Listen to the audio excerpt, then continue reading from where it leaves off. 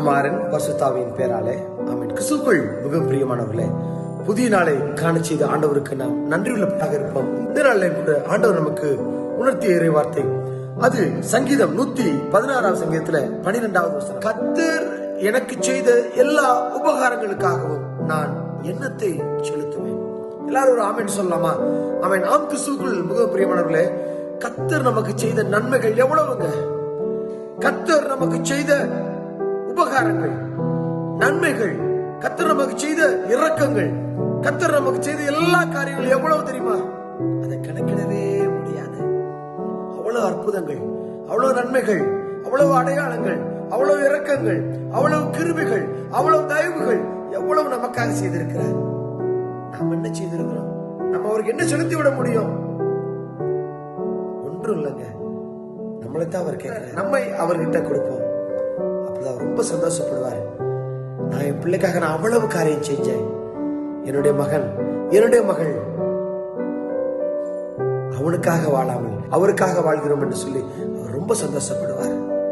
அவருக்காக வாழ்வது என்பது என்ன? நல்ல காரியங்கள் செய்வது, நன்மையான காரியங்களை பேசுவது, நல்ல காரியங்களை பிறருக்கு உபதேசிப்பது, நன்மையான காரியங்களை செய்ய சொல்வது, நன்மையான காரியங்களை செய்வது. இதுதான் அவருக்கு பிரியமா நடக்கக்கூடிய காரியம். இதை எல்லாரும் நம்மளால செய்துவிட முடியுமா? ஏதாவது ஒரு சூழ்நிலை நம்ம இதை செய்துவிட முடியாமல் போய்விடலாம். தொடர்ந்து நான் செய்யணும்னு நினைச்சுக்கிட்டே இருந்திருப்பேன், ஆனா என்னால் செய்ய முடியாம போயிடலாம்.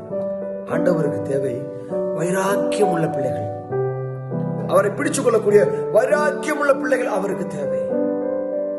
உங்களை நீங்க ஒப்புக் கொடுப்பீங்களா? நமக்கு எத்தனை உபகாரங்கள் செய்திருக்கிறார், எத்தனை வாய்ப்புகள் தந்திருக்கிறார், எத்தனை சூழ்நிலையில இருந்து நம்மளை பாதுகாத்திருக்கிறார், மனிதர்களின் சகவாசங்களிலிருந்து நம்மளை விலக்கி பாதுகாத்திருக்கிறார், எத்தனை முறை நம்மளோட நோயிலிருந்து விடுதலை அளித்திருக்கிறார், எத்தனை முறை நம்மளுடைய கடன் கஷ்டங்கள், வேதனைகள், நிந்தைகள், அவமானங்கள் இதிலிருந்து நம்மளை விலக்கி பாதுகாத்திருக்கிறார். நம்ம என்ன கைமாறு செய்துவிட முடியும் அவருக்கு? நம்மை தருவதல்லவா, நம்மை தருவதல்லவா. உங்களை நீங்க அவர்கிட்ட கொடுப்பீங்களா? நீங்க அவர்கிட்ட உங்களை கொடுத்து பாருங்க. உங்களை அவர் உள்ளங்கையில வைத்து கண்ணின்மணியை போல பாதுகாத்து நன்மையான காரியங்களாலே உங்களை அவர் நிரப்ப வல்லவராய் இருக்கிறார். அவரிடம் உங்களை கொடுத்து பாருங்கள். அதிசயங்களையும் அற்புதங்களையும் உங்கள் வாழ்வில் நீங்கள் காண்பீர்கள். விசுவாசிக்கிறீங்களா? இந்த விசுவாசத்தோடு ஆண்டவர் கரத்துல நம்மை கொடுப்போம். கர்த்தர் நம்மை ஆசீர்வதித்து பாதுகாத்து இடத்தை காத்துக் கொள்வாராக. ஆமென். God bless you.